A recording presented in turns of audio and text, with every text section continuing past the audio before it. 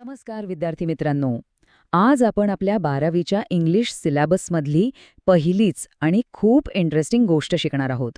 गोष्टीचं नाव आहे अन ॲस्ट्रोलॉजर्स डे आणि ती लिहिली आहे प्रसिद्ध लेखक R.K. नारायण यांनी. आता जरा विचार करा. काय होईल जेव्हा एखादा माणूस जो सगळ्यांना त्यांचं भविष्य सांगण्याचं नाटक करतोय त्याच्यासमोर अचानक त्याचा स्वतःचाच भयानक भूतकाळ उभा राहतो? हो, याच एका प्रश्नाभोवती ही संपूर्ण कथा फिरतीये. हाच या कथेचा मुख्य संघर्ष आहे. चला तर मग या कथेला अजून चांगल्या प्रकारे समजून घेऊया. सगळ्यात आधी आपण या कथेचे लेखक R.K. नारायण आणि कथेची थोडी पार्श्वभूमी जाणून घेऊ. तर R.K. नारायण हे आपल्या भारतातल्या सगळ्यात महान लेखकांपैकी एक मानले जातात.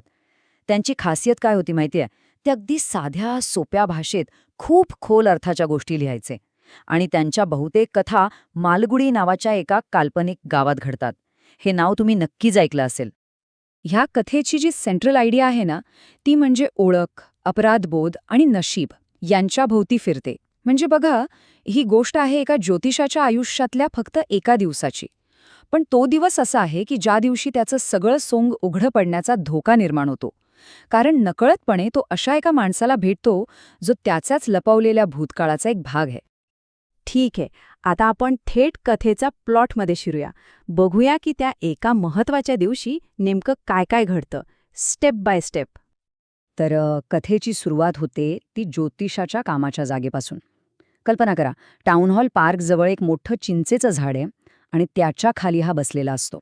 त्याचा अवतार पण अगदी तसाच, एकदम गूढ, कपाळावर भस्म, डोक्यावर भगवा फेटा, समोर काय तर कवड्या, पत्रिका, एक वही.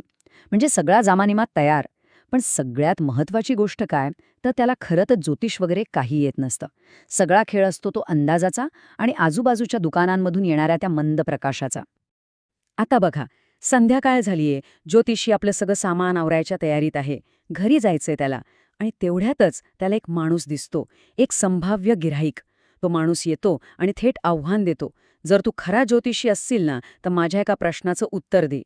आणि मग जे होतं, तो माणूस समोर बसतो आणि त्याच क्षणी एक गाडी तिथून जाते. तिच्या प्रकाशात ज्योतिषाला त्या माणसाचा चेहरा दिसतो आणि तो अक्षरशः भीतीने गारडतो. त्याला धक्काच बसतो. पण तो ज्योतिषी हुशार होता. तो स्वतःला पटकन सावरतो आणि मग एक जबरदस्त भविष्यवाणी करतो. तो काय करतो बघा, एक एक करून पत्ते उघडतो. पहिलं तो त्या माणसाला सांगतो, तुला एकदा कोणीतरी चाकू मारून मरायला सोडून दिलं होतं. मग दुसरं तो सांगतो, ज्याने तुझ्यावर हल्ला केला तो तर 4 महिन्यांपूर्वीच मेलाय. तिसरं तो एक सल्ला देतो, आता पुन्हा कधीच तुझ्या गावापासून दक्षिणेकडे प्रवास करू नकोस. आणि शेवटी तो बॉम्ब टाकतो. तो त्या माणसाचं नाव सांगतो, गुरुनायक. तर आता आपल्याला कळलंय की नेमकं काय घडलं. आता आपण या कथेतील 2 सर्वात महत्त्वाच्या पात्रांकडे म्हणजे त्या ज्योतिषी आणि गुरुनायककडे जरा जवळून पाहूया, त्यांचं विश्लेषण करूया. आता ही जी स्लाइड आहे ना, ही परीक्षेच्या दृष्टीने खूप खूप महत्त्वाची आहे. हे मुद्दे अगदी लक्षात ठेवा. एका बाजूला आहे ज्योतिषी, जो धूर्त आहे, हुशार आहे, पण आतून अपराधीपणाच्या भावनेने पोखरलेला आहे. तो त्याचा भूतकाळापासून पळून जातोय. आणि दुसऱ्या बाजूला आहे गुरुनायक, जो आक्रमक आहे, संशयी आहे आणि सुडाच्या भावनेने पेटलेला आहे. तो त्याचा भूतकाळ शोधायला निघालाय. बघितलं, दोघंही अगदी विरुद्ध आहेत. हाच त्यांच्यातला मुख्य फरक आहे. ओके, तर कथेचा प्लॉट आणि कॅरेक्टर्स तर आपण पाहिले. पण कोणत्याही चांगल्या कथेमध्ये नुसती गोष्ट नसते, तर त्यामागे काहीतरी खोल अर्थ दडलेला असतो. त्यालाच आपण थीम्स म्हणतो.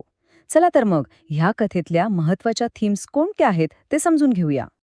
पहिली आणि सगळ्यात मोठी थीम आहे नशीब विरुद्ध योगायोग. म्हणजे त्या दोघांची भेट होणं हे नशिबात लिहिलेलं होतं की हा फक्त एक योगायोग होता. विचार करा, जो माणूस लोकांना त्यांचं नशीब सांगून पैसे कमवतो, त्याच माणसाचं आयुष्य एका अनपेक्षित भेटीमुळे, एका योगायोगामुळे पूर्णपणे बदलून जातं. किती मोठा विरोधाभास आहे नाही का?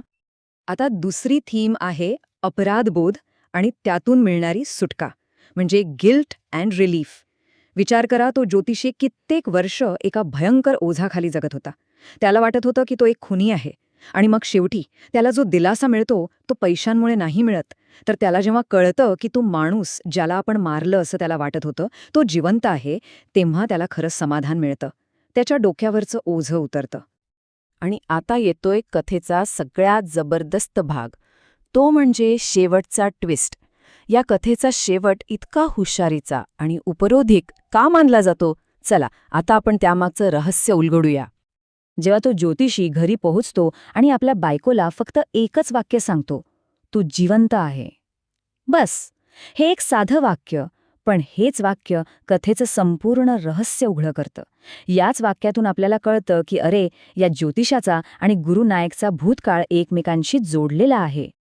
आणि इथेच कथेची खरी गंमत आहे. सगळ्यात मोठा विरोधाभास म्हणजे आयरणी.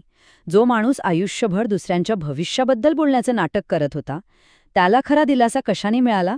दुसऱ्याचं भविष्य सांगून नाही, तर स्वतःच्या भूतकाळाबद्दलचं सत्य कळल्यावर. हीच या कथेची सुंदरता आहे. म्हणजेच थोडक्यात सांगायचं तर ज्योतिषी हे त्याचं खरं रूप नव्हतंच, ते फक्त एक सोंग होतं, एक बुरखा होता. तो खरं तर एक सामान्य माणूस होता, जो अनेक वर्षांपूर्वी त्याच्या गावात गुरु नायकवर हल्ला करून त्याला मेलेला समजून तिथून पळून आलेला होता. चला, तर मग आता आपण या संपूर्ण कथेचा सार पाहूया आणि परीक्षेसाठी कोणते मुद्दे लक्षात ठेवायचे आहेत ते एकदा फायनल करून घेऊया. हे मुद्दे परीक्षेच्या उत्तरपत्रिकेत लिहिण्यासाठी अत्यंत महत्त्वाचे आहेत. 1. ही कथा एका अशा माणसाची आहे जो ज्योतिषाचं सोंग घेऊन स्वतःचा भूतकाळ लपवतोय. 2. कथेतील खरा संघर्ष तेव्हा सुरू होतो जेव्हा तो त्याच माणसाला भेटतो ज्याला त्याने मारलंय असं त्याला वाटत असतं. 3. तो स्वतःचा जीव वाचवण्यासाठी त्याच्या भूतकाळाच्या ज्ञानाचा उपयोग करून एक खरी वाटणारी भविष्यवाणी करतो. 4. कथेच्या मुख्य थीम्स आहेत आयर्नी, उपरोध, नशीब, अपराधीपणाची भावना आणि जगण्यासाठीची धडपड. आणि सगळ्यात महत्त्वाचं 5. कथेचा क्लायमॅक्स म्हणजे त्याची बायकोसमोर दिलेली कबुली, जिथे तो खुनी नसल्याचा आनंद व्यक्त करतो. आणि जाता जाता एक प्रश्न तुमच्यासाठी. विचार करा, जर त्या दिवशी ज्योतिषी आणि गुरुनायक यांची भेट झालीच नसती तर काय त्या ज्योतिषाने आपलं अख्खं आयुष्य मी एक खुनी आहे याच ओझ्याखाली काढलं असता? यावर विचार नक्की करा.